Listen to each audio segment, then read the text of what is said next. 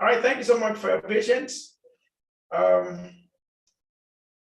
those of us who might have any challenge with network on network challenge around Zoom, please, you can make use of the YouTube channel. If you're joining us for the first time, the YouTube channel is at IIPMI International, IIPM International. So you could search for IIPM International on YouTube. That's if you have challenge joining us here. If your network keeps throwing you out, please feel free to use the YouTube channel to connect. Okay. Okay.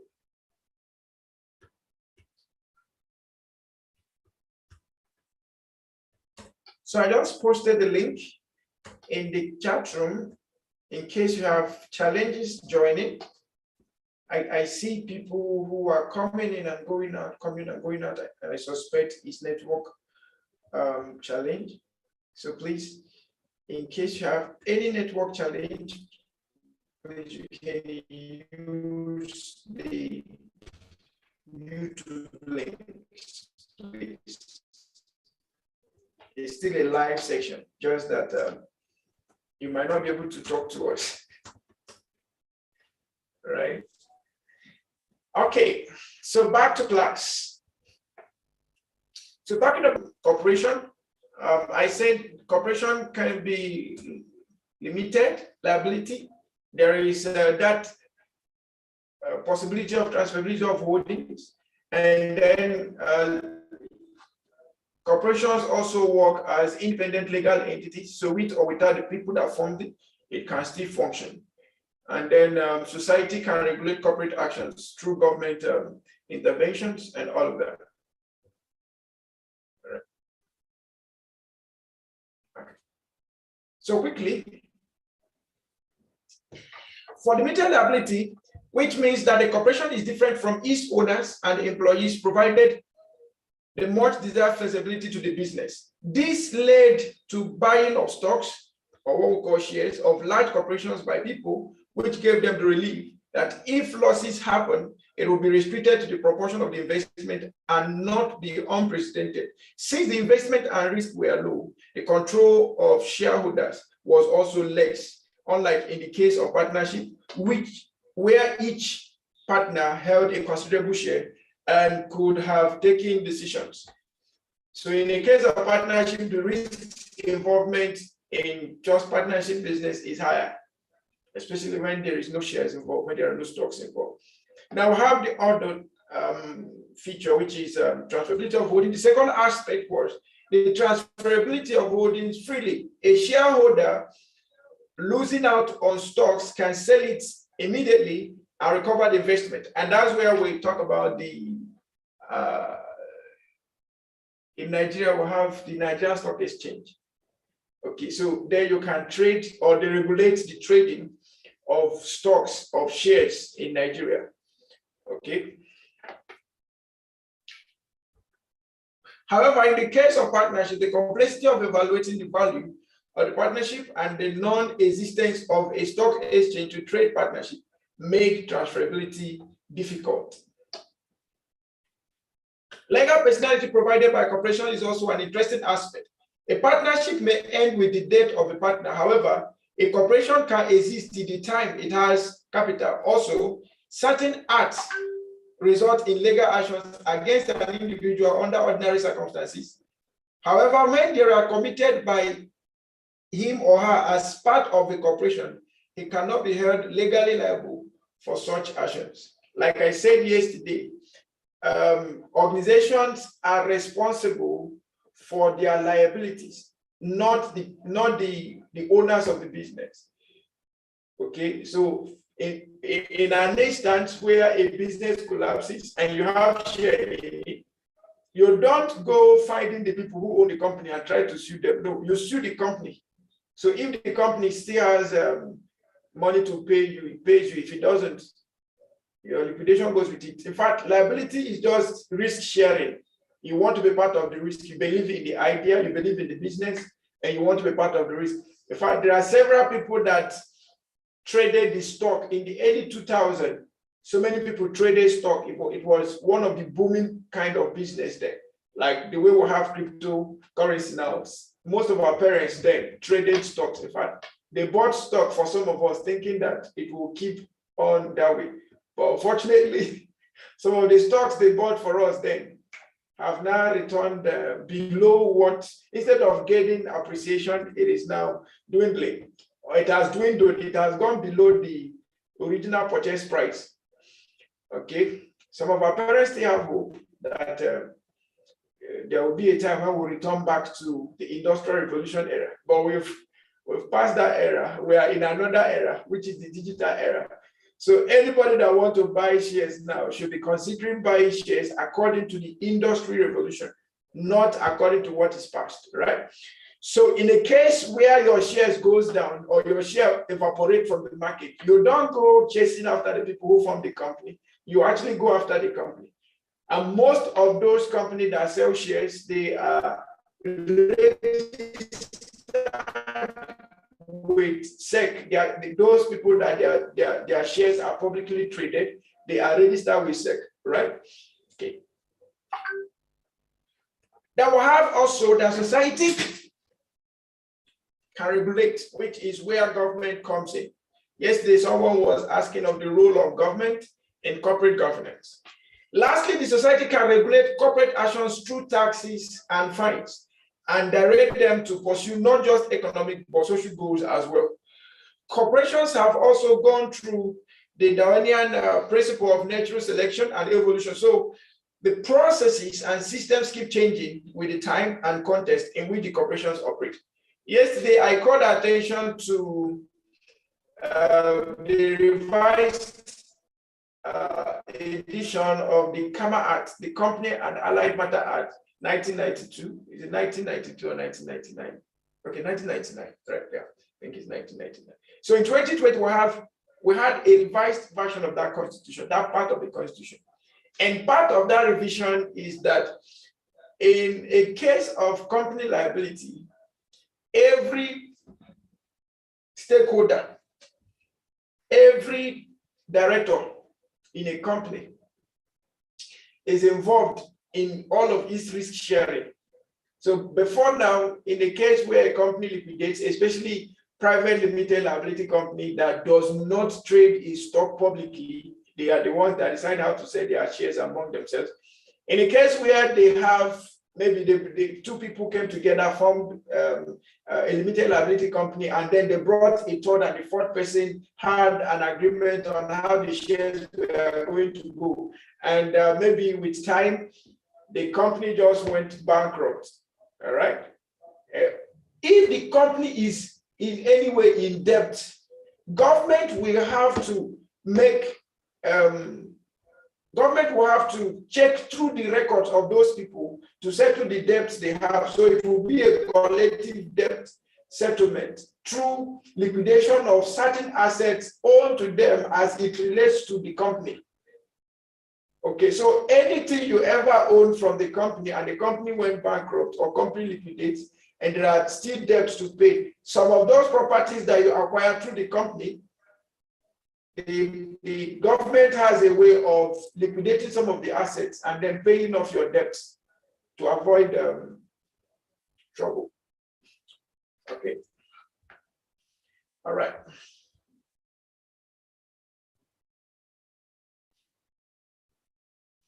So I have a question here. So which of the following is a feature of a corporation? Unlimited liability, legal but illegal personality, large board of directors, and transferability of holdings. A, B, C, D. Please, in the chat room, let's have your answer. Is it A or B or C or D? If it is A, just type A. If it is B, C or D. Please, let me have your options. Okay, so someone says D.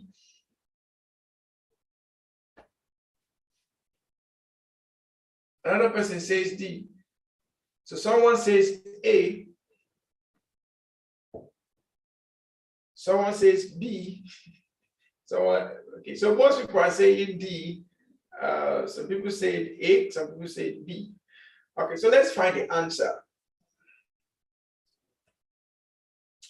So the answer to this is actually transferability of holdings. We just had that there. So these are the features. Government can regulate legal personality, transferability of holdings, limited liability. So the right answer here is transferability of holdings. Okay. So whether your someone's hand is up. Okay, so Mr. Clement, your hand is up. You have something to say?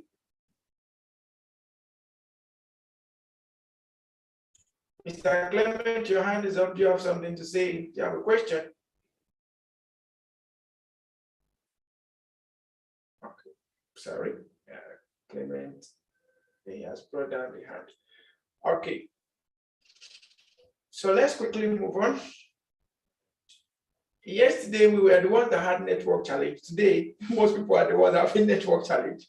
I see people moving in and out like the flash of light. Okay. All right. So what is good corporate governance? Be it public sector or private sector, what is good corporate governance? Can we discuss that in a moment before we move on? What is good corporate governance? What is good corporate governance? Please, you can lend a voice to it. Anyone could lend a voice to it. What is good corporate governance in your own understanding and view? If your hand is up, we'll unmute you and hear from you. Good corporate governance. What does that mean? Good corporate governance. What does that mean?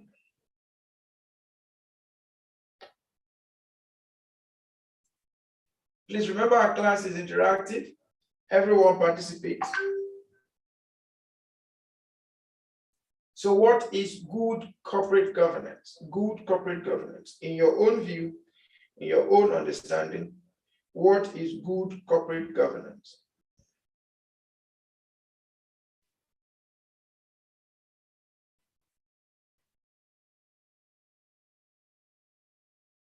Is someone there? Can you still hear me?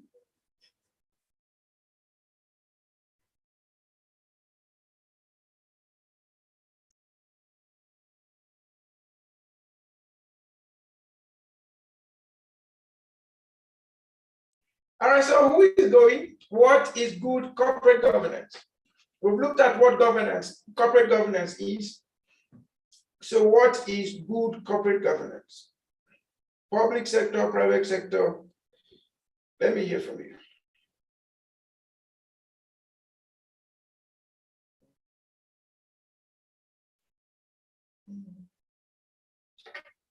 I'm still waiting. Good corporate governance. Someone put something in the chat room. Said, I'm sorry, I lost connection. Okay, so good corporate governance, what is it all about? Can we look at it?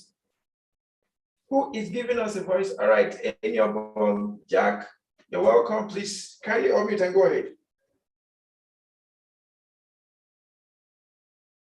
Enyobong, Jack, please kindly unmute and go ahead, sir. Please kindly unmute and go ahead, sir.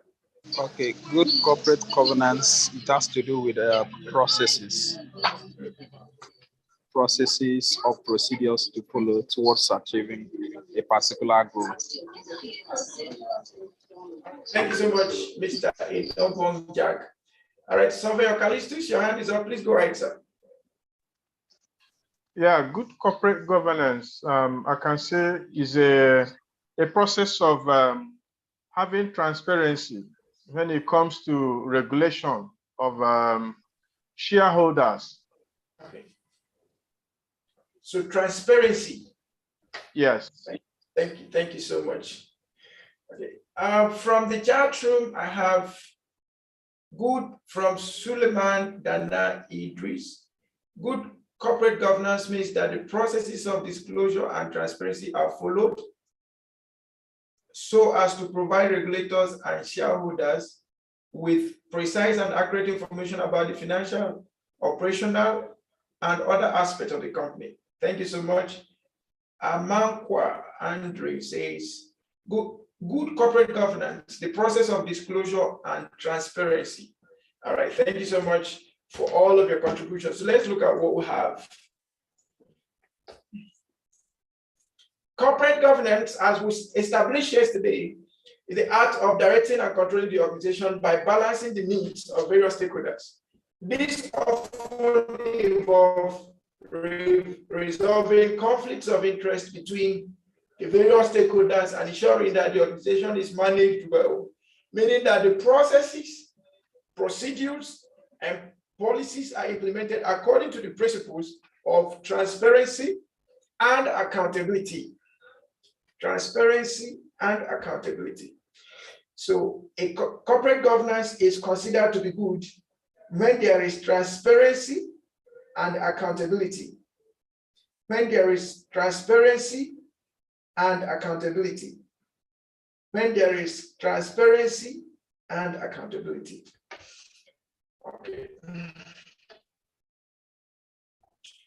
Whenever one speaks about corporate governance, it has to be borne in mind that the organization have duties and responsibilities towards their shareholders and stakeholders, and hence they need to be governed in accordance with the law and keeping in mind the interests of the stakeholders and shareholders.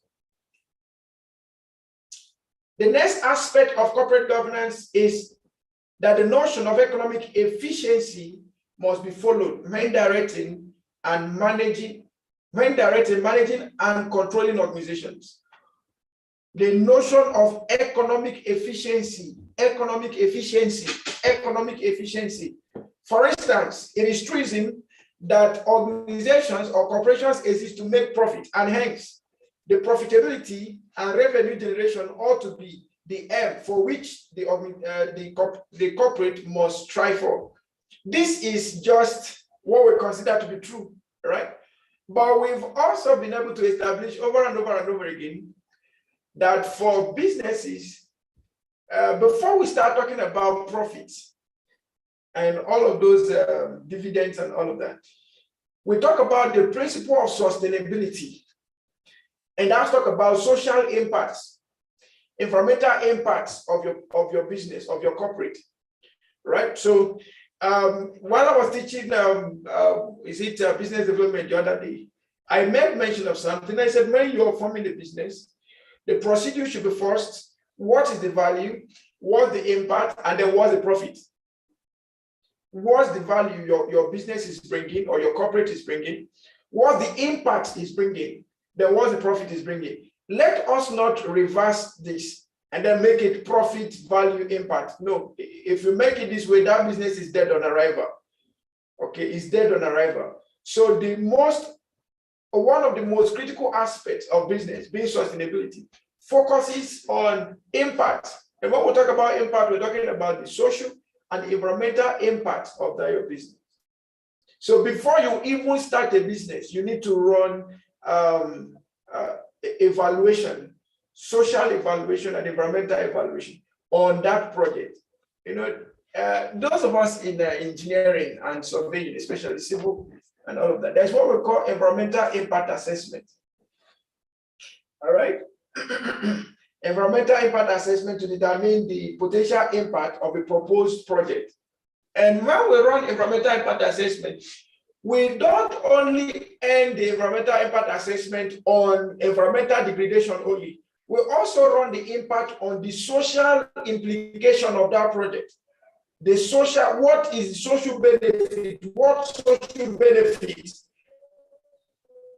will the project bring in? In project management, we run environmental impact assessment before a project commences, so as to ascertain positive impact. Like I said, not just to the land, but you also look at it on the basis of social impact, socio-economic impact. All right. That is one of the things that will determine if the project will go on or not.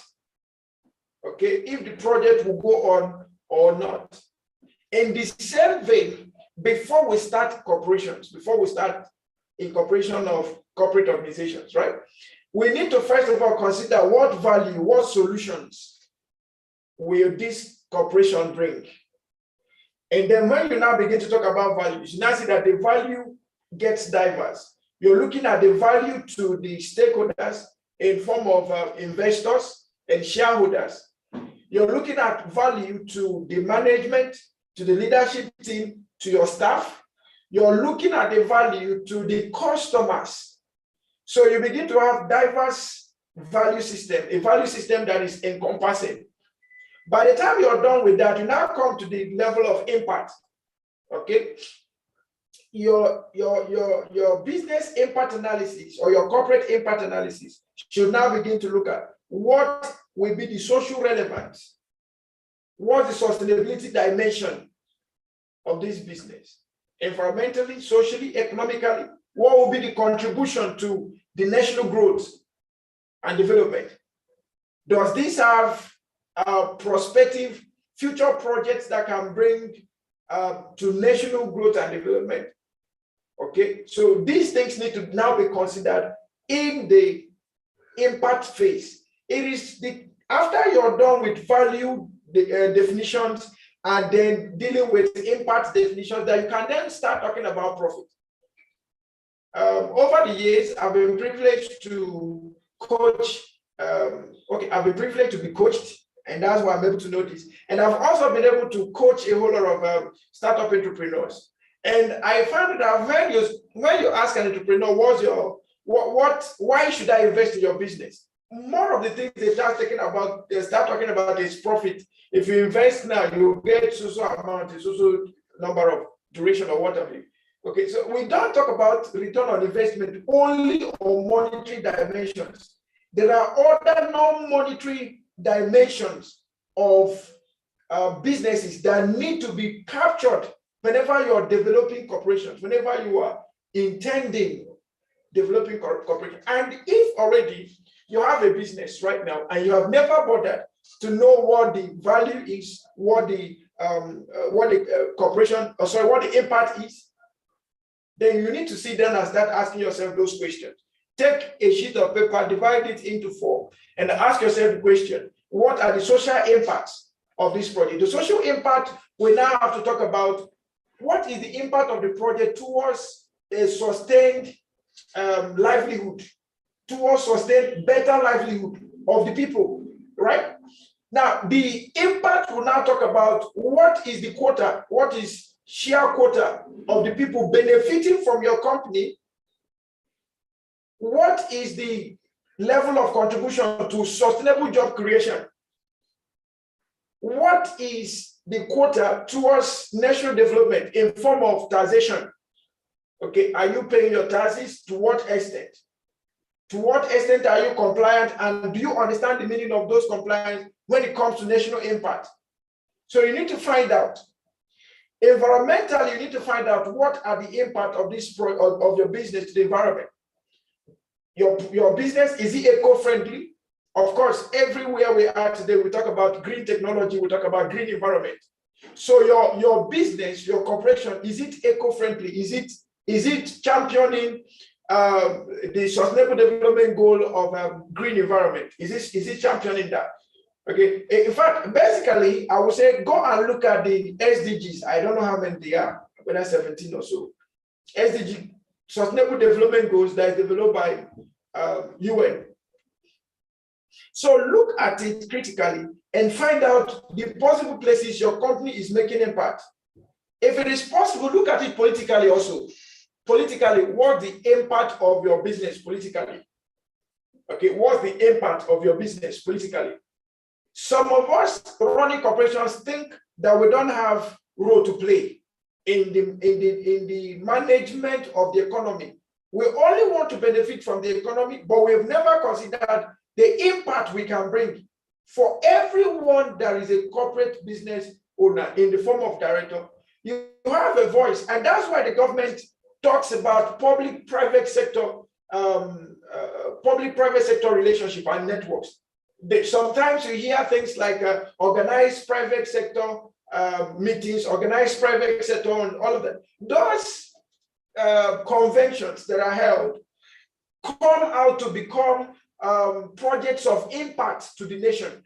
So why it is true that organizations run for profit and revenue, but much more important is for us to have at the back of our mind that there are other impacts that must be evaluated to know the total worth of our business, total worth when it comes to value propositions, when it comes to impact analysis. All right, then before you start talking about profit and revenue generation. All right, what I said now, does it make sense to anyone? Please, if it does make sense to you, please kindly type 33 in the chat room. If what I just said now makes sense to you in the chat room, please kindly type 33. Okay, so Engineer Ahmed tried to help me remember. So we'll have the ESG, that's the environment, social, and governance. So whatever thing you're doing in your business, look at it from the environment dimension, look at it from the societal dimension, and then before you come to corporate government. So someone mentioned the 17. Okay, so we have 17 SDGs. So let's quickly rehearse them. We'll have goal number 1, no poverty. So you find out which one is your business doing. So look at those 17 sustainable development goals, whether you are private sector or public sector. Can you please help us find out which one is your organization addressing, or do you think your organization should address?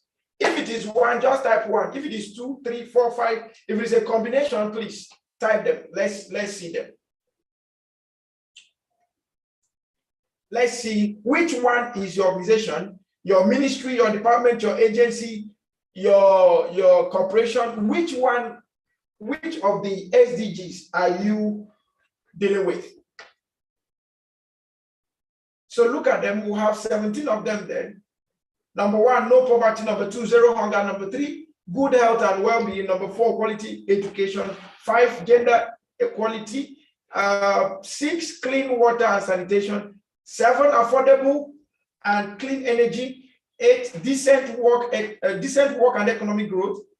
9, industry, innovation and infrastructure. 10, reduce inequality. 11, sustainable cities and communities. Yeah, I love that. 12, responsible consumption and production. Climate action, number 13. Number 14, life below water. Number 15, life on land. Number 16, peace and justice, strong institutions. Number 17, partnerships to achieve the goal. So which one is your organization running? So someone said 4, which is quality education. Thank you. So which other one? Ahmed said all of them, but still struggling with 14. What's 14? Life below water. Ahmed, what are you people doing that you are doing all?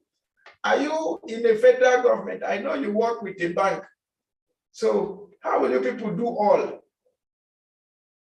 Well, it's possible because the larger the corporation, the more goals they tend to achieve. All right. So Amakwa said 11. So what's 11? 11 is sustainable cities and communities. Yeah. Ibok said 14, which is life below water. Wow, that's lovely. So which one is your organization dealing with? Uchenna said 11, I think 11 is still sustainable cities and communities. Okay. Ibrahim said 4 and 9. What is 4? Education, and 9, industry, innovation, and infrastructure. Okay. Maurice said 4, quality education. So all of us need to find out which one our organizations are dealing with. Okay. Because when you want to talk about funding, business funding, you'll be shocked what funders are looking at, especially investors. You're talking about return on investment. They are talking about how will this benefit the society? How will this benefit the global good of every other person? How will this promote sustainability of the environment? How will it promote sustainability of communities? You know, you see, these issues highlighted here, they are very critical issues. The other day I was talking with someone, this person is into real estate. real estate. And please, if you're into property development, you're a structured engineer, you are a surveyor, you are an architect, you are a civil engineer. You people are into property development, right? Builders and all of them. Please, you have a great role to play in environmental sustainability and also talking about sustainable communities. We are just busy building estates. Very soon, we might not have land to be building. I in one of my project management class, long time ago, I asked a question. I said, all these civil engineers, can't you people come up and give us innovations that will make the use of land still better off than just building? You just build and the land cannot be used for any other thing, be it now or in the future. Okay, and I asked that question long ago. In another project management class, I asked that question again. And this was a physical class. The class was in Abuja. And then I got one beautiful answer that gave me some kind of hope. Now, this young man that was in my class, he said he saw the ad, he was in California, and he saw the advert. So he registered for the program because he was going for a project, he was coming for a project in Nigeria. The project was in Kano, and a senator needed his company to build a house for them, a smart house for them, for him. So he passed through Abuja, took the course for about 5 days or so, then proceeded to Kano for the development of the project. Now, in his remarks, he said, the house they are going to build is a movable house. I was like, how? Do we have movable houses? He said, yes. The house is not, if you want to unfold the house, you can unfold the house and still move it to another location. So it's like, he said they use things called panels or something like that. And you will never get to know that this was not built with brick, that was not built with block. It was never built with cement. It's only the foundation that has to do with a little of cement, making sure that it's strong enough. But apart from that, you can remove the house and move it to where you want to move it to some other time. And I love that concept. And I think we Nigerians need to also start buying into such concepts. Okay, so that we don't just use land once and for all. We should be able to use land, reuse it again, and all of that. So if you have a house now in your village, and you come to Abuja and there is no house, you go and unfold the one in your village and carry it to Abuja. And rent a land, okay? Mount it. When you're going, you mount it again. I was in Lagos some years ago and I saw a similar project. Okay, I saw a wonderful project as such. Okay, so we need to play our own role. Let our education and technical expertise not just come to bring what has been in existence. Let's change the dynamics. Okay, I'm talking to those of us now that are engineers, architects, surveyors, whether you are quantity surveyor or the normal surveyor, whichever one you find yourself, we have a great role to play in sustainable communities, sustainable cities, smart homes, and all of that. Hope I'm not offending you people, but I'm telling you the truth. So if your company is a real estate company, you people should just stop buying land and then building without future in mind. You just buy, build, that's all. In Abuja, you have things like the Barimpa estate. You cannot do anything there again. Okay, we cannot even change the houses except you want to demolish and start afresh. Okay, so let's be strategic in our corporate engagement. That's where I'm going to. Let's make strategic decisions, okay, in our corporate engagement that will result to sustainability. If you agree with me, please type 99 in the chat room. If you don't agree with me, type 00. If you agree with me, please type 99. If you don't agree with me, type 00.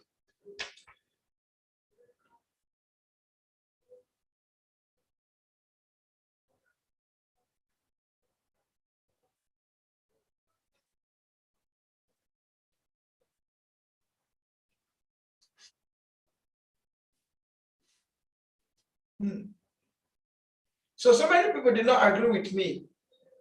So we should just build and It should not be used for. Okay. So Matthew does not agree with me that we need to be sustainable. God's will did not agree with me that we need to be sustainable. All right. So God will and Matthew, I think you people need to review whether this class is for your organization or not. Okay. So thank you.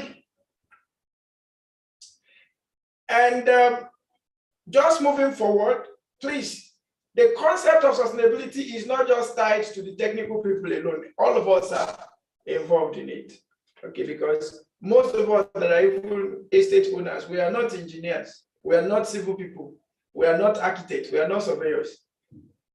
We just bought land and we just want people just go in and build anything, all right? Okay. However, corporate governance means that a corporation must strive to generate revenues and make profit in a transparent and accountable manner. What this means is that the way in which the corporation are managed and directed have to be done in accordance with standard norms and procedures that apply to ethical and normative conduct. Broadly speaking, corporate governance can be said to encompass the tenets of right and equitable treatment of the shareholders and of the shareholders, I think shareholders and stakeholders, and following ethical business behavior along with practice of integrity. Further, good corporate governance means that the processes of disclosure and transparency are followed so as to provide regulators and shareholders, as well as general public, with precise and accurate information about the financial, operational, and other aspects of the company. Now, quickly, let's look at the Sarbanes-Oxley Act. Before we do that, please, can we take a 1 minute break? While we're on the break, I will invite the course coordinator to please pass some announcement. So we'll be back after the announcement. Thank you.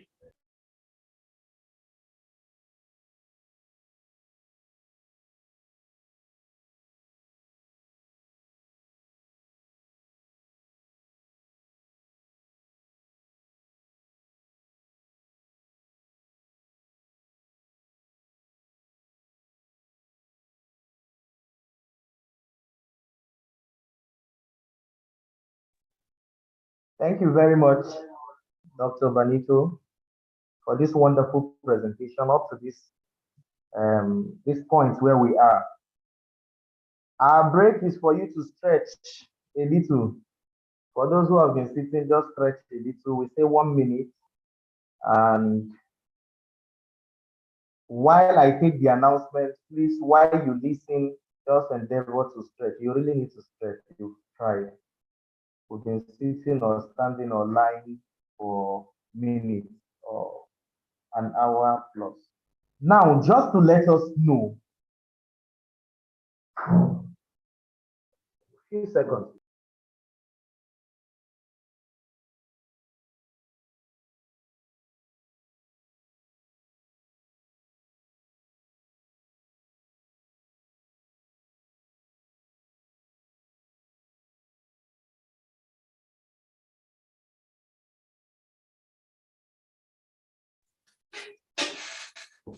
If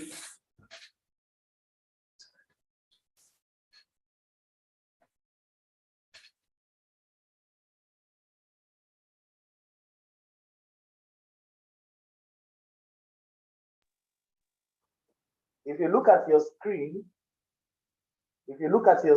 you'll see displayed just a few announcements that we should take real notice of and we should be conscious of. This course is Corporate Governance Consulting. It's an executive course for business executives. It is good to know that this course is accredited by Chartered Institute of Management Consultants, one of our partners, the partners of this institute, US, and Center for Management Development, Nigeria. For those who are still asking, please note, whatever certification you will be receiving for this course,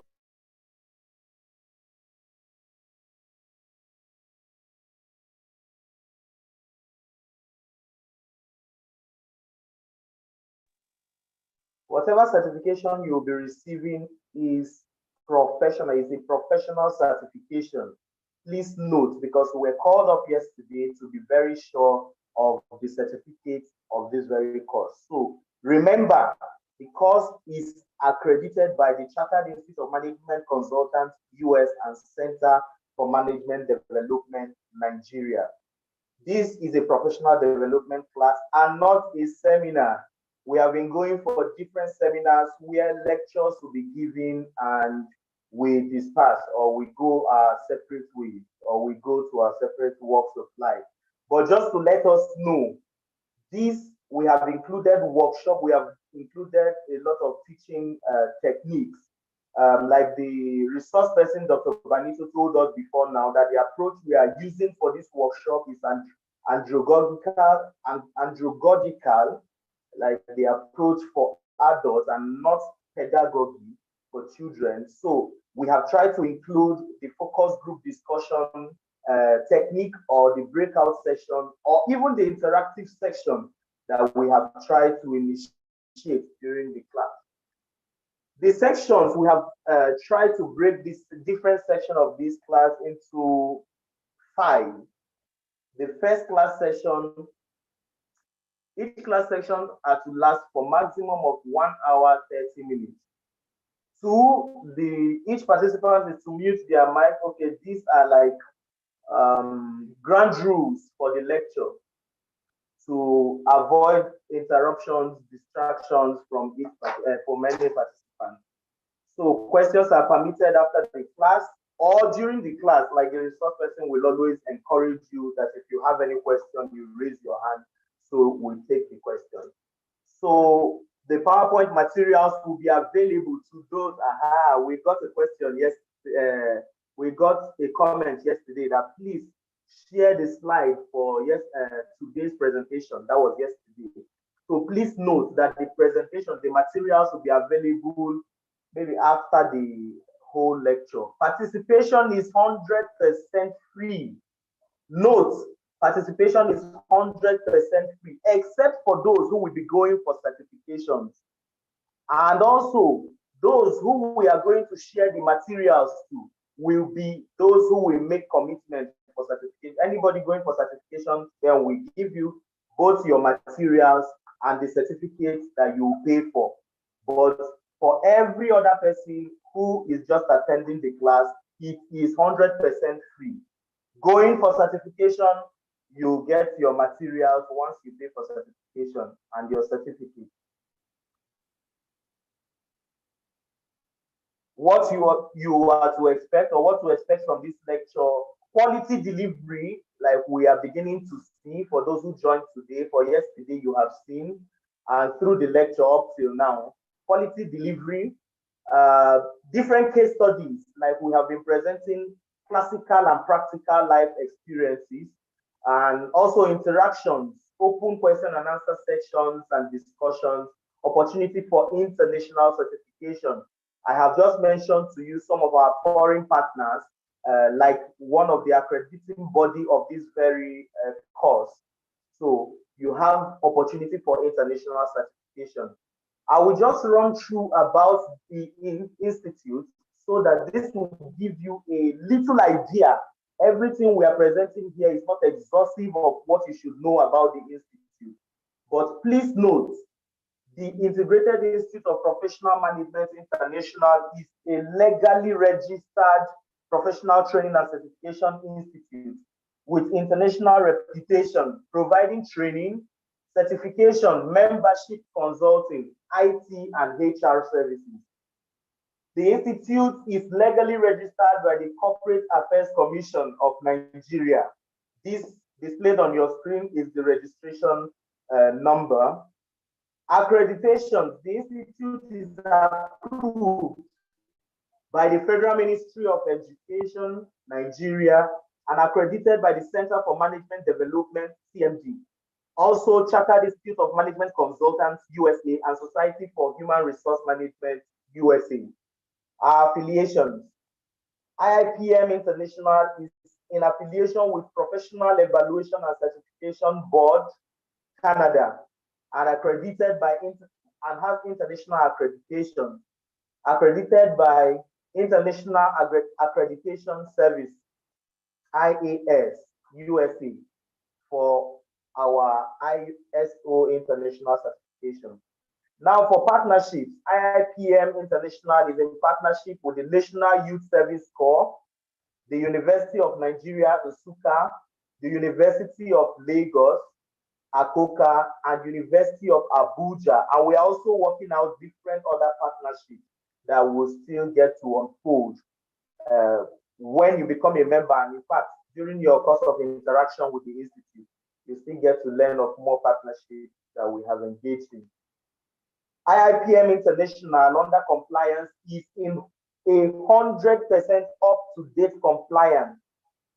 We are in compliance with the National Council for Management Development, Federal Inland Revenue Service, National Social Insurance Trust Fund, Industrial Training Fund, National Pension Commission, and Bureau of Public Procurement, amongst others. So for those who are looking for training bodies to engage, especially for corporate training, if you want to train your organization, even individual training, please note that you should start looking out for organizations who are up to date compliance-wise. And I am beginning to market IIPM now. IIPM is up to date when it comes to compliance because we don't joke with our compliance. So for this course, this is the Corporate Governance Consulting Executive course, and it is administered in 2 levels. One, the Certified Associate Corporate Governance Consultant. And the second level is the Certified Lead Corporate Governance Consultant. Now, the certifications you'll be getting for the first level of the certification, which we are having this week. After this first level, Thursday, Friday, Saturday, after the Saturday, you will be issued for those who will proceed for the certification. You'll be issued with a certificate. You'll become a certified associate corporate governance consultant. This is a professional certification. You'll be issued a higher level of this very course. You'll become a certified lead corporate governance consultant, and that will be taking place. The second level will be next week, Thursday, Friday, and Saturday. Then you'll be issued, if you want to proceed to the certification of the second level, you become a certified lead corporate governance consultant, or with the acronyms that is displayed on your screen. The duration and date, the first level, August 11 to 14, we are currently on the first level. Now the second level, next week, August 18th, Thursday through to 21st, Friday, Saturday, 2022. Course attendance and certification request. Attendance is 100% free. We are reiterating. Certification is optional. Please note, certification is optional and available upon request. However, for participants interested to move to the lead corporate governance consultant level, that's the second and higher level, commitment of 10,000 naira or its equivalent of $25 on or before August 18th. So let it not be later than August 18th for you to assess the second level of the course.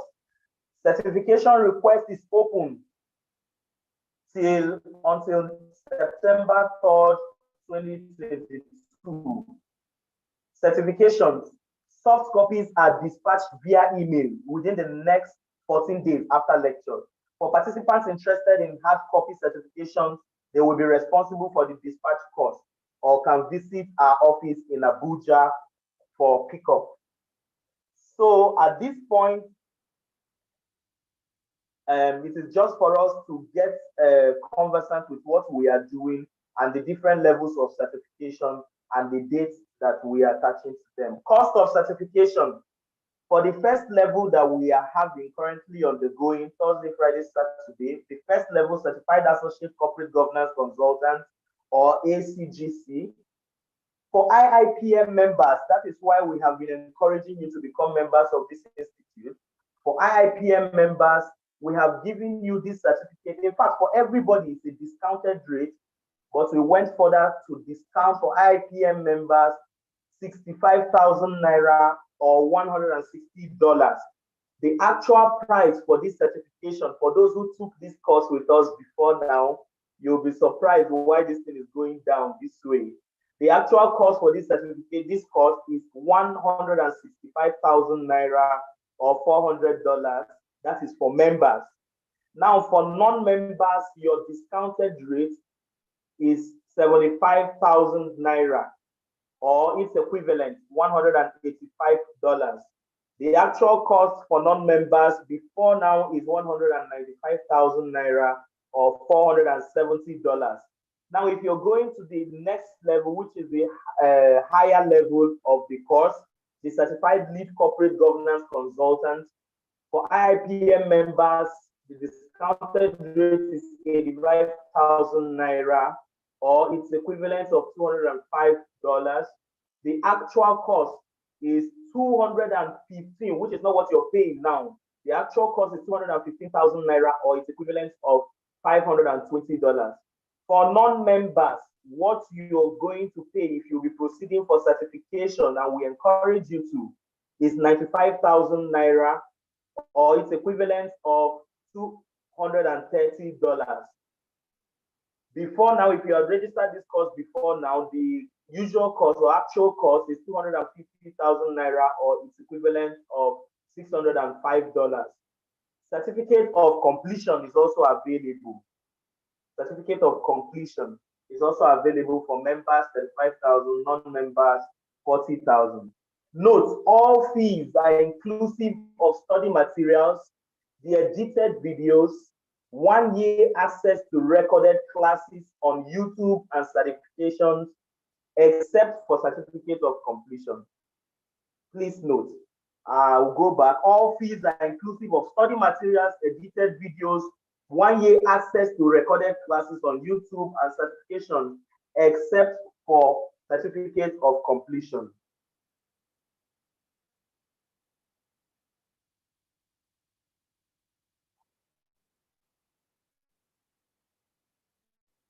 Okay. For those who wish to get chartered from the Chartered Institute of Management Consultants, USA, all participants who are interested in getting chartered can become chartered by the Chartered Institute of Management Consultants, CIMC, USA. The chartered certification is issued by CIMC. The certification is not coming from the institute, but because of our partnership with them, our training materials, we deliver the training while the certification will be done by the institute.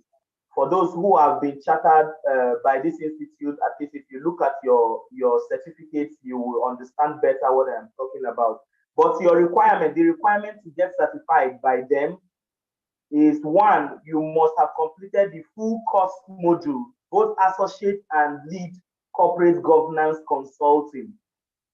2, you must have been certified as a lead corporate governance consultant by Integrated Institute of Professional Management, by us. That is the second criteria. And the third is associate corporate governance consultant holders need to upgrade to lead corporate governance consultant to apply for chartered. So for those who are hoping that after this first stage, they will just discontinue, maybe for want of time, or maybe because they don't want to proceed. Once you want to, we are always advising you, make sure you proceed to the highest level of any course that you are taking. It's just an advice to encourage you. You'll get to discover more. Some of what we are giving you here is on the level that we are giving you. Once you proceed to lead, there are so many other, in fact, you should even understand what I'm saying. So for those who will be willing to be certified by this CIMC US, please, you must proceed to the lead level, the second level. Once you have that certification, then you can go for certification from CIMC USA. All fees without exception should be paid via the account number displayed on your screen. The account number is here. The account name is Integrated Institute of Professional Management. The bank name is GT Bank. For the sake of those that joining us via YouTube, the account number is 0588546395. 0588546395. The account name, Integrated Institute of Professional Management. The bank name is GT Bank, Guarantee Trust Bank. For those who want to make payment via make USD payment, please use the secured link displayed. Kindly pay with your bank card online at http://paystack.com/pay/IIPM. For further inquiries, please ensure to contact us at iipm.iipmi.org. Our WhatsApp number is also displayed here, +234-8147-029-035. Our Telegram is at IIPM.dot.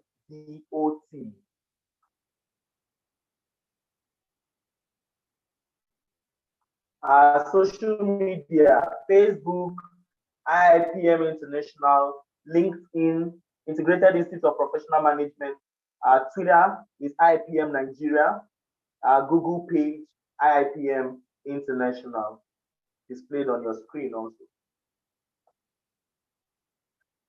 So thank you very much for giving me this rapt attention, and do have a wonderful session ahead. So I'll be handing you over to Dr. Benito to continue his lecture for the day. Thank you very much.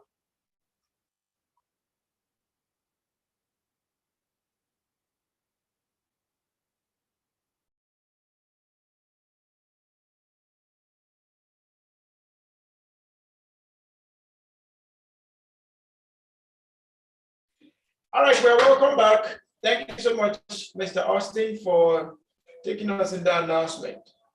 Please, if you have any question, you could send your questions to us, or maybe during interaction, you can send to us. Someone is saying, please, can we have the coordinator contact number for personal discussion of the program? Okay, so please, Mr. Austin, you can provide your personal contact in the chat room. Okay, so we're all welcome back, and I trust you had a nice break. Please, if you can hear me loud and clear, kindly type 11 in the chat room. If you can hear me loud and clear, please kindly type 11 in the chat room. If you can hear me loud and clear, please kindly type 11 in the chat room. If you can hear me loud and clear, please kindly type 11 in the chat room.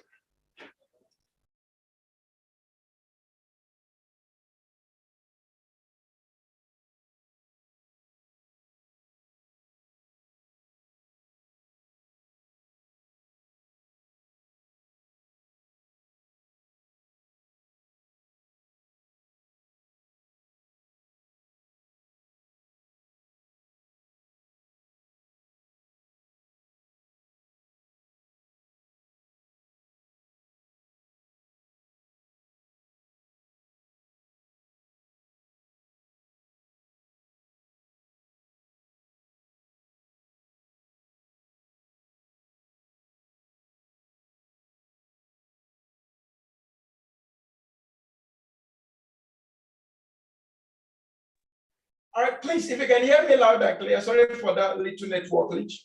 If you can hear me loud and clear, please kindly type 11 in the chat room. If you can hear me loud and clear, I'm seeing 2 hands raised up. So let me have Uchenna. Please, Uchenna, if you can hear me, or me, let's hear from you.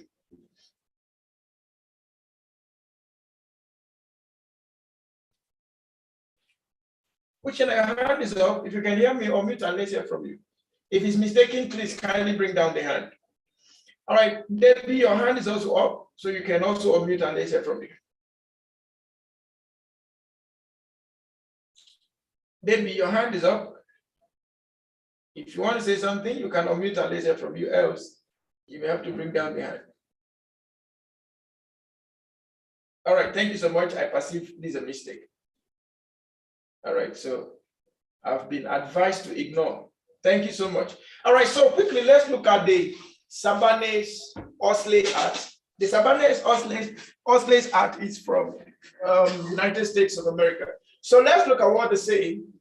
Why is from United States of America? It has become an act that is now globally accepted all across the governments of the world. So let's look at it and what it has to say. The Sabanese Act.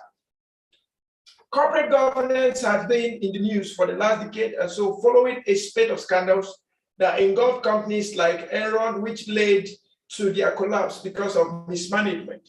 This prompted regulators all over the world to implement various acts and rules to check irresponsible corporate behavior that would mar the prospects of the corporation and cause harm to their shareholders and stakeholders.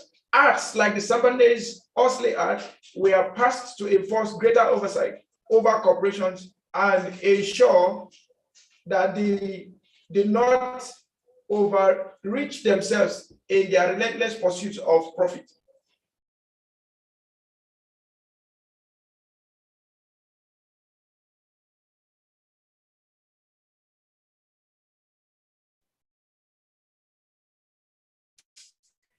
Indeed, it can be said that the Enron debacle was a wake-up call for corporate America to set its house in order.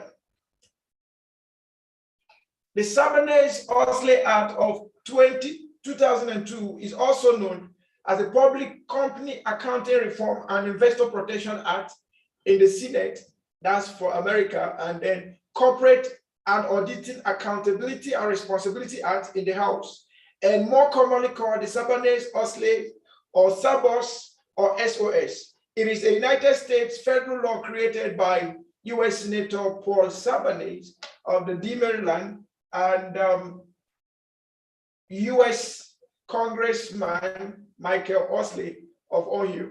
It was signed into law on July 30th, 2022. So this act had been reformed or incorporated in several other public laws to reflect the place of government in managing the relationship that exists between corporation and her stakeholders. So your own country, my own country, is not an exception.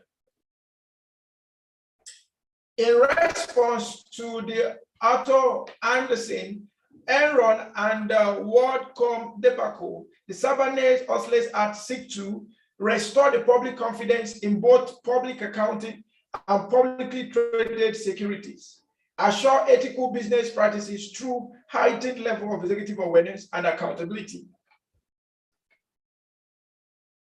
Now, let's quickly look at what really happened to the Enron as a company. So let's look at their case study. Enron Corporation was an American energy company based in Houston, Texas, and was formed in 1985 by Kenneth Lay after merging Houston Natural Gas and Internet.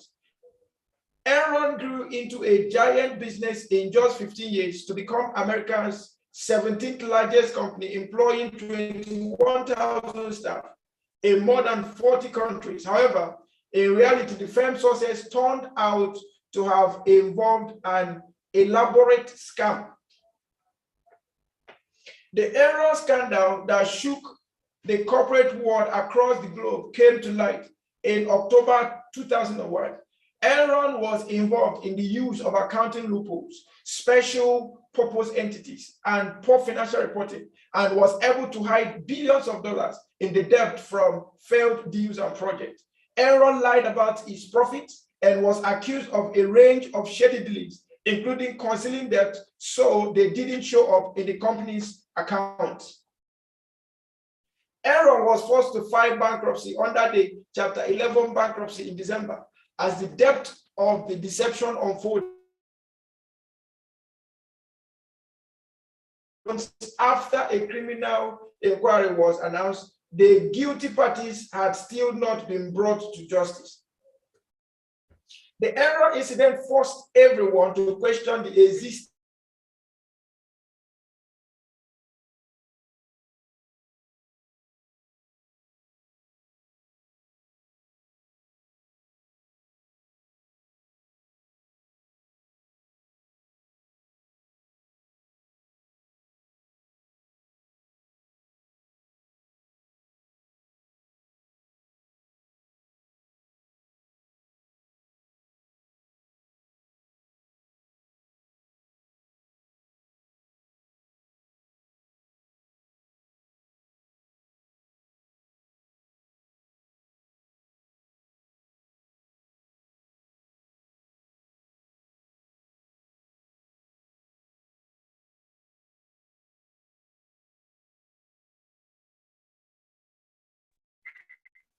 Okay, so I had a little network glitch again. Sincere apologies for that. So let me go back to this.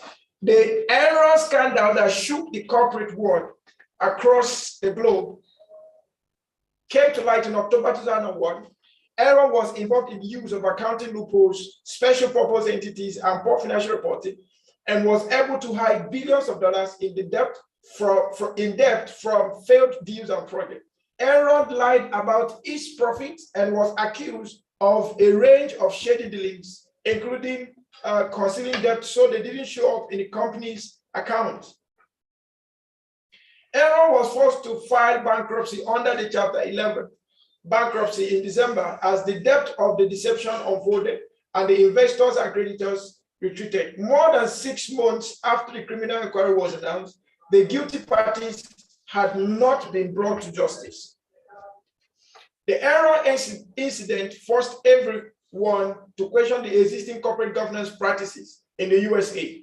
The doctored accounts, which flouted all the established norms of the accountancy practices, false financial statements, and the executives who pocketed millions of dollars by selling their share of stocks while laying off the 20% of the organization's workforce, painted a grim picture of the investor all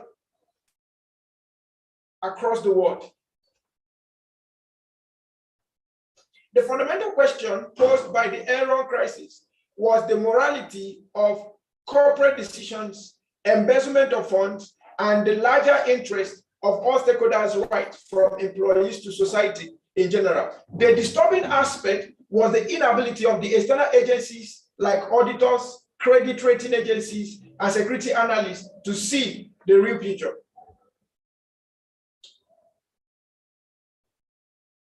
Okay, so this case study, we had to take a case from where we believe that there could be no fraud, so that we can understand that fraud is a global, or perhaps corporate governance is a global issue, not just about Africa, not about any other part of the globe. Even in the seat of America, in the seat of the House of America, fraud is also pertinent, not from outsiders, but those who are from there. Okay, all right. Now, from what we just discussed, did anyone pick anything from there before we summarize this concept and move to another thing? We'll be rounding up shortly so that we can go on break and return by 2. Any question? Sorry, any comment from what has been observed? Any question? Any comment? Okay, so let me take Nigeria case as for one. In Nigeria as a case, something happened recently. We heard of a particular occasion of someone or a company duping Nigerians up to the tune of, is it 20 billion naira or 200 billion naira? They came as an investment company And all of these companies that say put in 1 naira and get 500 naira. And several people were lured into it. Unfortunately, it wasn't an online scheme. It was a physical scheme. The people were talking to people and people were coming till they were defrauded and they had to raise alarm. Government had to intervene, arrest the owners of the company. But to date, we've not heard much about that. What had been the outcome of the whole event? All right. And every other day we keep hearing of who EFCC is against, who EFCC is arresting, companies that EFCC are arresting their CEOs, and all of that. There have been cases lingering in the court now for decades. Okay, decades. Issues of corporate governance. Some time ago in Nigeria, there was a bank that we used to call Oceanic Bank. The bank was liquidated by SEC, Securities and Exchange Commission, and CBN, and then sold off to EcoBank because there was poor corporate governance. There were a high level of poor corporate governance, and the consequences were evident. That the CBN, Central Bank of Nigeria, and SEC felt the best way to manage this is to have another manager, and then they brought in EcoBank. Recently, we still have the case of Polaris Bank, which has been sold off. So in a moment, we might be having a rename for Polaris Bank. Okay. We've also had the case of Intercontinental Bank. There are several of them that we cannot stop remembering. Okay. Now, just do me a favor. If you have a practical example of what the failure of corporate governance has done in a company, please just write the name of the company in the chat room. I've given you the instance of Intercontinental Bank. I've given you the instance of Oceanic Bank. And there are several other banks, there were several other corporations who have also experienced such thing. But we had to draw light from the United States of America, where we believe that there could have been no reason for fraud to happen. Okay. So we have a good example to give us. Please go ahead, drop it in the chat room. Let's all view it together. While we're doing that, I will proceed with my section. Now, let's quickly describe the role of government in corporate governance. The role of government, legislation and regulation. Legislation and regulation. Legislation and regulation. I will encourage everyone, please don't miss the class of tomorrow, because more of the things we've been talking about, we'll be settling on them tomorrow. We'll be dealing with corporate formations tomorrow, and then all of this legislation and regulation, how does it impact in your corporation? We'll be dealing with issues of compliance tomorrow too. So please, don't ever miss, in fact, don't even miss any class. Okay, don't miss any class. Okay. It is very important that the government took more active role in regularizing the corporates through necessary means to protect the shareholders and investors from the various corporate crimes or the white-collar crimes. It has been found that corporate consider fines to be a part of doing business, and the civil penalties that are occasionally levied against them is hardly enough to set example. So this is where levies and fines are not just the problem. We must be much more proactive. Government need to be much more proactive in setting up rules and regulations, legislations that will deal with the issue of inefficient corporate governance or lack of corporate governance in organizations. The criminal sanctions against corporates are not a common phenomenon, although experts believe that criminal sanctions can be more potent in deterring corporate misconduct. However, the other side of the coin is the fact that most of the regulated authorities like SEC, the Securities Exchange Commission, have no authorities to impose criminal sanctions against corporates. Also, the penalties and fines bring no respite.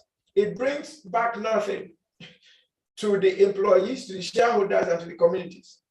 Reasonably evaluated criminal and civil sanctions in a mix as appropriate can help address the issue. So we should have a mix of appropriate actions, not just criminal sanctions, not just penalties and fines. There should be a mix. Okay, I was at Ministry of Justice the other day, and I was reading several sanctions.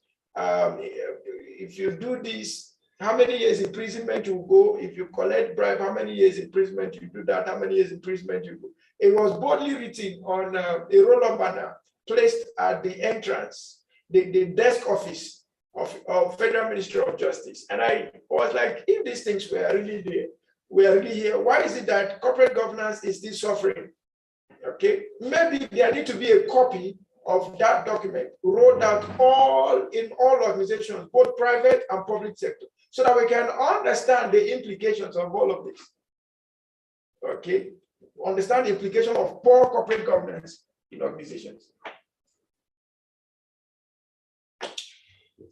Another important consideration is the choice of going after the corporation or people who have been involved in the misconduct. So when a corporate is liquidated, you have two people you can arrest. You either arrest the corporate entity itself, or you arrest the people that carried out the misconduct that led to the liquidation of the company. I'll repeat this again. When an organization is involved in some form of misconduct that affects the company, that affects the good of the country, and that affects the good of the shareholders and stakeholders, there are two entities that are liable to be arrested or liable to be prosecuted. The first entity is the company itself, and the second entity is the organization, the people that partook in that misconduct. In fact, recently I found myself in a situation that was quite dicey, and that to me is also a case of corporate governance. In a well-respected bank in Nigeria, in fact, my most preferred bank, it was a bank that my father used, and after my father used it, most of us opened our accounts there, believing that that was the perfect bank anyone could use. I've used that bank, in fact, I could say since I was born. And then I've had a whole lot of relationship officers, from account officers, relationship officers, and all of that. And whenever I'm in another location, I try to find the bank, the closest one to me, and I make acquaintance with the manager and ask wherever I was coming from to relocate my account to that particular environment, so that I can easily know what is happening to my operations financially. Now, I moved to a particular location and I requested the same thing. I was in Enugu State. I moved to another state in Nigeria, and then I asked them a state in the north. So I asked them to move to that particular state, and they did. But funny enough, in my dealings with these people, it was just normal to me. I could call my account officer, please come and take so money and help me lodge. And the person kindly, humbly will come and do so. So in this case, I thought I was dealing with the same set of people. And this young man, after I thought someone I could trust, I called, gave him a large chunk of money. When I mean large chunk of money, I don't mean 1,000 or 2,000. I'm not even talking of hundreds of thousands. And I gave this young man money. And then the next thing I heard was that he resigned from the bank. And to date, the money is nowhere to be found. The bank said, before I called him, he was no longer working in the bank. Okay. Or when he came to college, when he had all of that, he was no longer working in the bank. So now myself and the bank, we are now joining now to look for the person. Okay. And I asked them a question. I said, how will you have someone who is my relationship officer? You change him and you didn't even let me know, and I'm still dealing with him as though I was dealing with your bank. Okay, so these issues of corporate governance In this case, we are not going to arrest the bank because the bank also said he looted some money from the bank. So we are now joining forces together to find him, and he's nowhere to be found. He has become invisible. Okay, so these issues of misconduct, in a case where it is from the company's perspective, they have to arrest the company, prosecute the company. Now, if it is group of individuals within the company that had the issue that led to this, then you don't prosecute the company, you prosecute those individuals, because it is the owner of the crime that you prosecute. All right. I even reported the case to Federal Customer Protection Agency. They are working on it. EFCC is working on it. In fact, several people are just working on it. Police is working on it. The young man is nowhere to be found. Okay, his lines have been switched off. He doesn't use, in fact, I don't even know how he survives because he doesn't use banking services again. All the GPS channels that we could use to track him, but I know that one day he will be found and then we'll prosecute him. Okay. Now, another aspect is that a rather fair and objective view of this issue is that if the organization has a proper system of safeguards and checks the systems and processes, and if the misconduct profits just one person, like in my case now, in this case, even the corporate becomes a victim. For such situations, a single person can be accused of embezzlement and liable for prosecution. However, if the fraud is at a larger level involving more people, the situation becomes complex, whether to hold liable the board of directors and senior leaders for failing to ensure the prevention.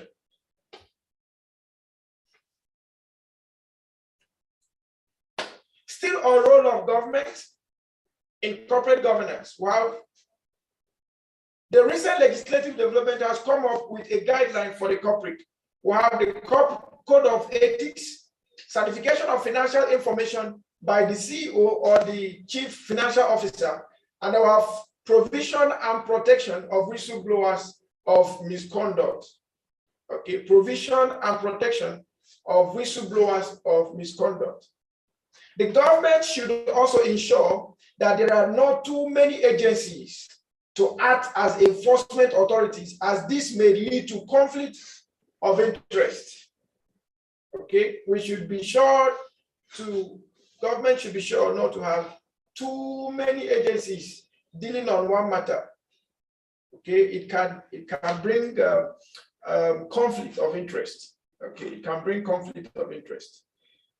Now, tip: the Sarbanes-Oxley Act of 2022, which was passed in the wake of the accounting, leadership, and governance scandals at large companies such as Enron, Tyco, and WorldCom, dictates that the CEOs and CFOs should personally certify the accuracy of their financial statements. This provision tries to restore investor confidence. In Nigeria, most of the accounts are signed off by your auditor or your chief accountant. Okay, in most cases, the chief accountant needs to be a chartered accountant. So if he provides false information, he stands the risk of losing his license to practice as an accountant. Okay, so if you're submitting financial statements, the chief accountant or the chartered accountant for your company is the one signing off.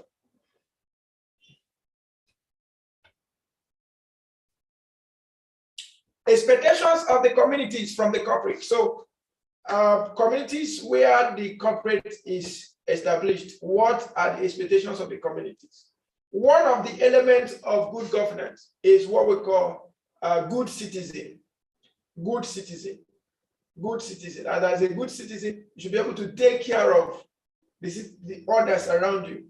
So the following are the various expectations that the community has from the corporate. Community members want jobs which would give them a decent income or wage, as well as challenges their ingenuity and creativity. So talking about value, and impact. That is what we're talking about. Community members also want their share of the interest in the corporation, either as an employee, shareholder, supplier, creditor, or just as neighbor. They need goods and services which are of a decent quality. They want a safe and healthy work environment. These are some of the objects you'll find in the SDG, the 17 Sustainable Development Goals. All right. Now, quickly, let's look at ethics as it relates to corporate governance, the issue of morality and accountability of corporate decisions. It is a fact that it is hard to establish the accountability and responsibility of corporate decisions. If you have seen that there are certain expectations of the communities from the corporate, also there is a certain level of trust and agreement, whether written or otherwise, which exists between the corporation and these constituents. So the constituents could be the community, the shareholders, the investors, the staff, and all of that, all the stakeholders involved. These agreements are sometimes between the corporation and its employees, okay, like I just said, suppliers, creditors, and why some other agreements are impersonable by the legislature.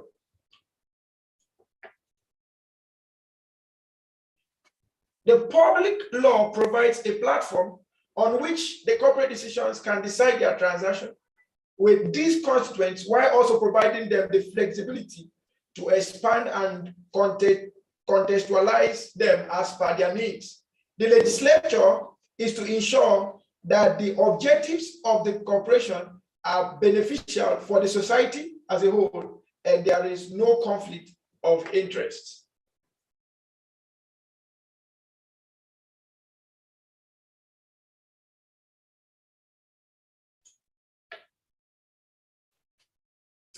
Another significant aspect is that both the government and the business have always liberally influenced each other. So a senior corporate chief who makes political contribution with an open heart may have a strong impact on the laws created by the government regarding the competition. I said that earlier. When you are creating a corporation, creating a business venture, don't only look at the profit. Look at the values you're bringing, look at the impact you're bringing. And I said part of the impact, you have the social impact, environmental impact, political impact. And we spoke about the organized private sector today. All right. So where there are people making political contributions, that means they can also have effect on the laws governing the country as per the industry they find themselves.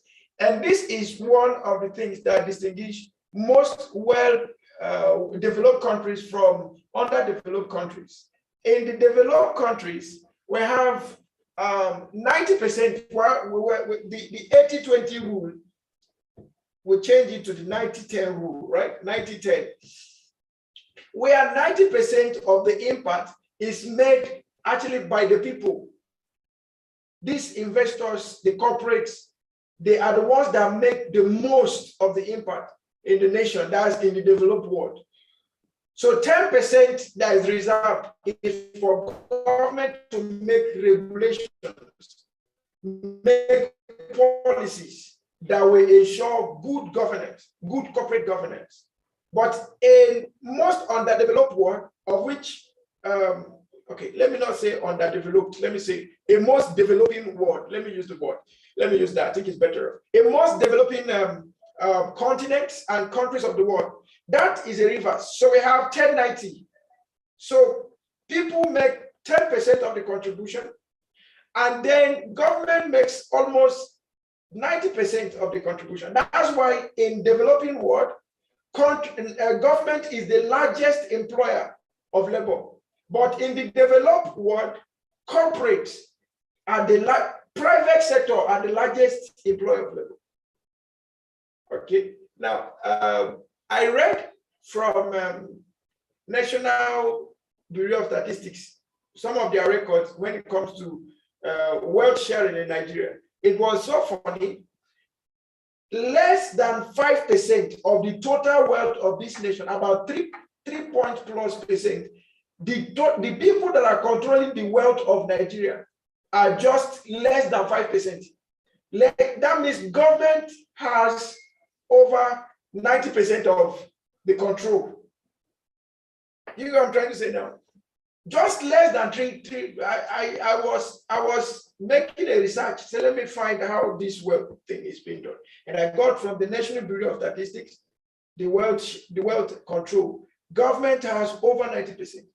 The people have about 3.5%. 3.5%. And this kind of ratio cannot develop a nation. This kind of ratio can never develop a nation. I will repeat it again. This kind of ratio can never. And since I discovered that, I've been an advocate of government turning this around, empower the people. That's why we talk about, in good governance, we talk about the principle of inclusive governance. We talk about the principle of democracy. When we talk about democracy in Nigeria, all we think about is politics. But democracy is virtually in every aspect of the economy. Democracy in education, democracy in the economy, democracy in security, democracy. We need to find democracy and inclusive governance in everything.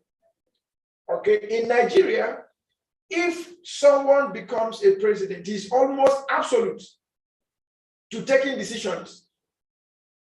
Okay, there are sensitive things I may not be able to say here, but remember I said something yesterday. Whatever thing I say here or do not say is only for educational purposes, just for us to understand the concept of what we're dealing with, not to discredit or applaud anyone, right? So I'm giving a disclaimer. All right. Now, recently in Nigeria, we had a case of the government making a purchase of almost 1.2 billion. Is it 1.2 billion naira? No, 1.2 million, 2 billion naira worth of cars to Niger Republic. And when the finance minister was asked, she said this was not the first time that Nigeria was going to give such an investment. And then the question that Nigerians were asking was, who approved this? And the minister said that the president, in most cases, have the right to take certain decisions. So the House of Senate becomes docile on such cases. The House of Rep become docile in such cases. So you see the absoluteness of what I'm talking about. Okay, you see the absoluteness. So government cannot hold 90% of the resources, 90% of the power, 90% of the shares, and we still expect the economy to thrive. We still expect the education to thrive. We still expect security to thrive. These things are things that we need to sit down and find. All this noise we'll be making about public-private sector collaboration, organized private sector. We need to find the place of these whole plans and bring them to force so that we can have credible governance, credible, inclusive, participatory governance. Okay. All right. Thank you for coming. So another thing I need to say is that the ideal state or the corporate is the free market where there is minimal. Do you see what I was just saying now? Where there is minimal interference from the government. In Nigeria, we say we are a capitalist nation, but the truth is that we are not a capitalist nation. Go and study about capitalism, then interface it with Nigerian experience of capitalism, then you know that we are not a capitalist nation. When you want to talk about capitalist nation, you go to USA, you see what capitalist nation is all about. In Nigeria, we are not a capitalist nation. I see Nigeria more of a communist nation. I see Nigeria more of a communist nation rather than a capitalist nation. Nigeria is almost highly monopolized. Highly monopolized. You see the second statement. So a senior cooperative who makes political contribution. We have in this country, you see, those 3.5% of people who have the remaining wealth of this nation in their pocket. These people are people who have political voices. They have championed so many people to the Senate. They've championed so many people to become president. They've championed so many people to be in the House of Rep.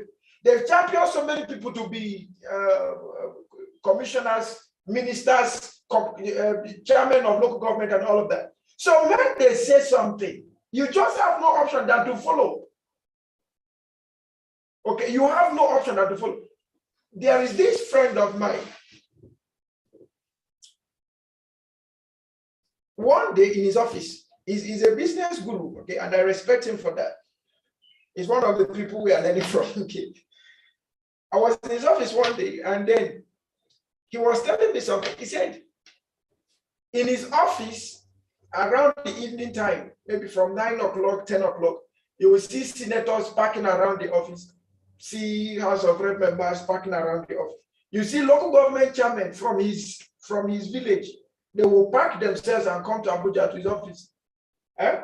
And then one day he was telling me, he said, you see this one that just left now, he has paid me my money.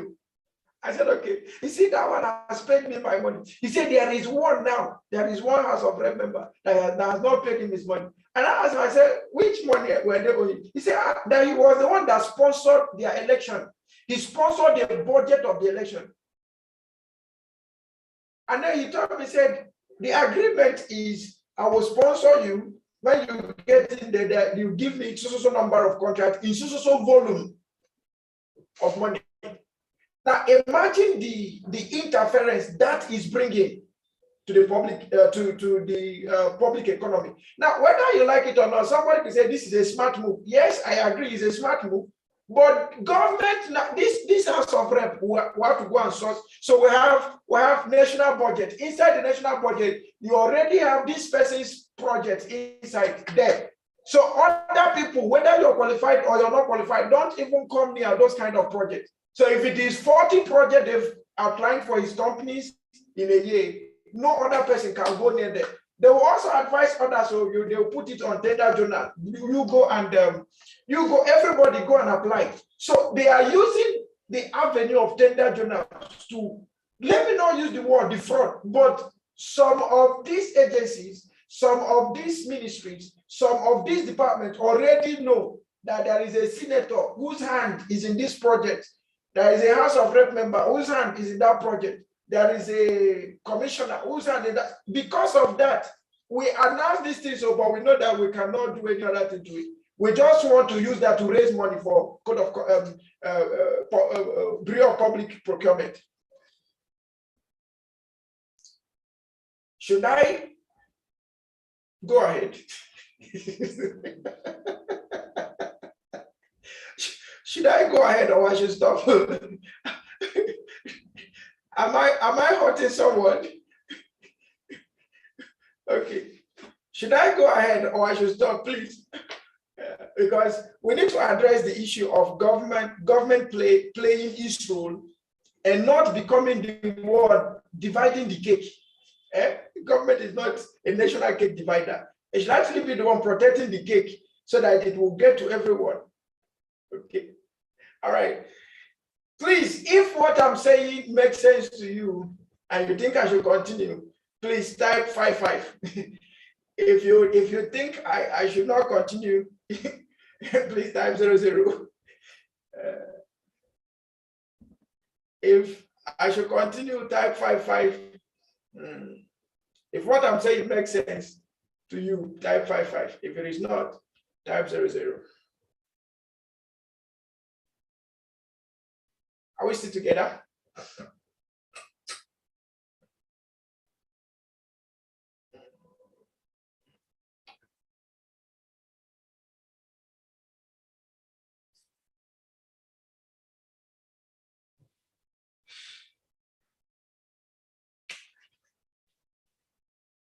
Okay. All right, thank you so much. You know, in the public sector, most public sector directors are handicapped because of the role the legislative arm of government is playing, because of the role the executive arm of government is playing. So most of the directors are handicapped. You'll be wondering, this person is a director, why is he not doing this or doing that? The truth is, he has been bossed. Okay, he has been bossed. I was in a ministry, and the person I was speaking with told me boldly, he said, there is nothing we do here. Everything we do here is politically motivated. So we don't have our own initiatives here. We don't have our own innovation. If it is not driven from a political dimension, it might never go. I'm like, wow. And another ministry, we went to submit a training proposal. And the director looked at us and told us, he said, that, do you know any senator? I said, well, there are several senators in Nigeria, and we know virtually all of them by their names. He said, no, I mean, do you know anyone that you? I said, no. It's okay. Do you know any House of Rep member? I said, no. Do you know any chairman? I said, no. Do you know any commissioner? I said, no. He said, let me tell you the truth, my brother. This thing will not fly. I said, sir, why? He said, because one of them need to recommend you. All of the projects here have been shared. So one of them need to recommend you so that we know which one is their own. I was like, wow, that's amazing. That is corporate governance for you. This is corporate governance. In the public sector, this is what corporate governance has gradually turned into.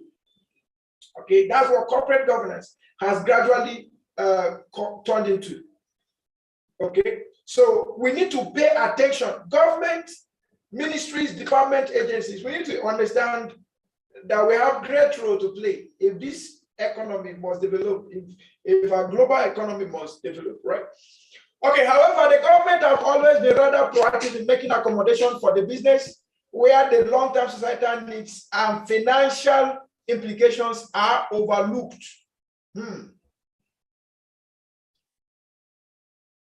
Above all, the biggest factor which influences, direct and redirect the decision of the corporate is the market itself.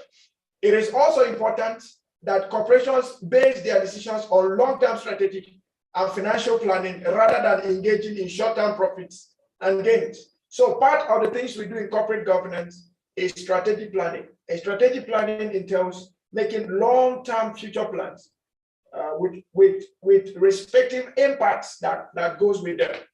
With the corporations spreading across the globe, it is difficult to determine their domicile and therefore the need to have a more congruent corporate governance structure arises. The impact of corporate decisions are huge, not just on economies, but the lives of the common man as well. Not just on the economies, but the lives of the common man. So anything we are doing in corporate governance, we must bring it down to the impact it has on the common man on the street, the beggar, the person that doesn't even have money to afford your services. What's the role? What's the impact of your business, of your corporation to those people? All right. Did you know more and more corporations have now started depending on social media governance for transparency and communicating with their customers? That one is a sure thing.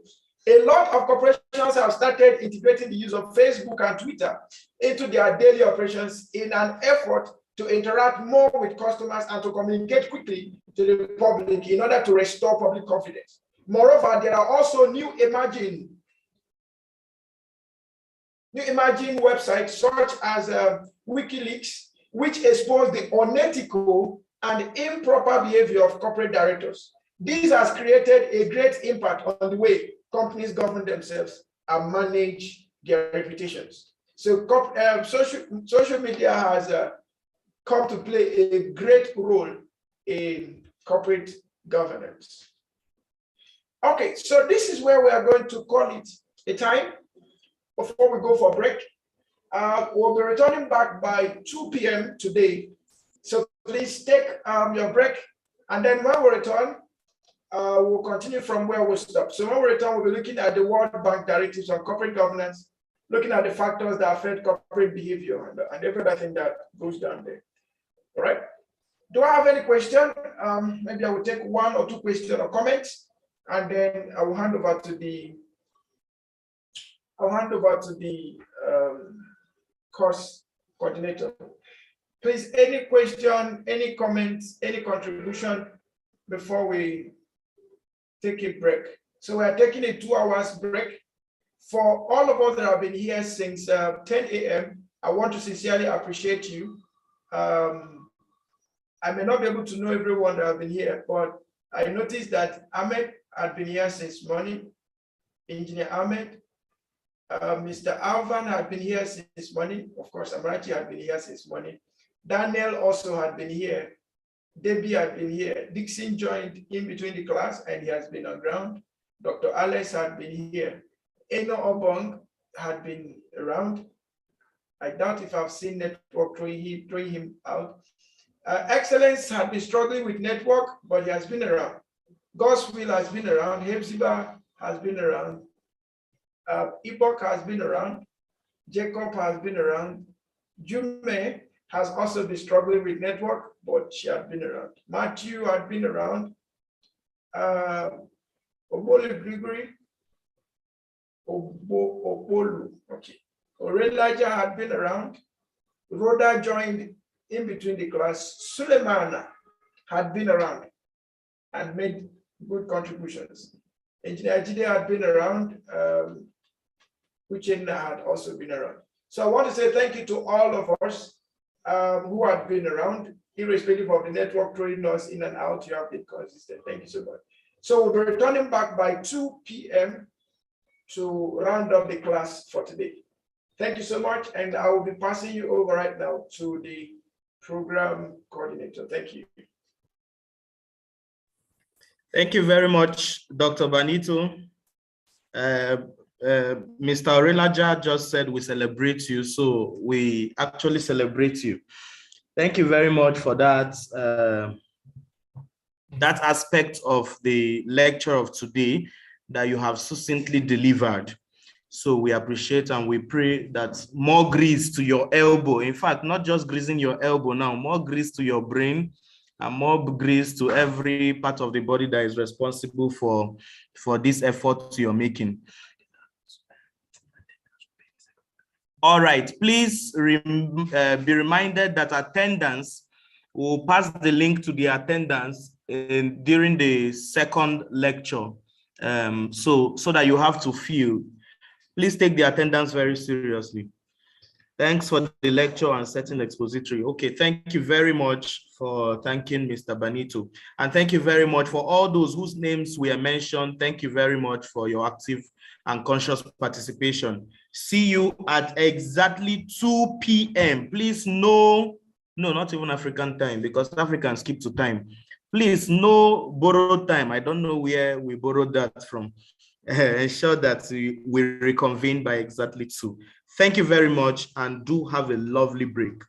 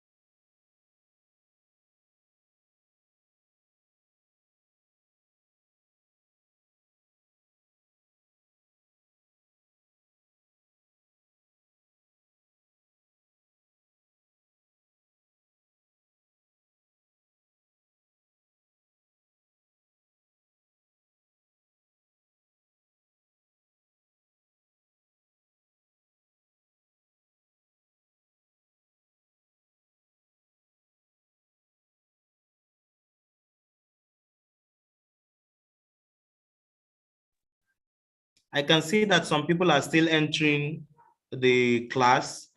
We have proceeded on our break. We have proceeded and we'll be reconvening by exactly or at exactly 2 p.m. Please, you're welcome though, if you're just joining us now, but please do note that we have proceeded for a very short break, dependent on how you see the time. So it may be short or long. So 2 p.m. we reconvene. Thank you.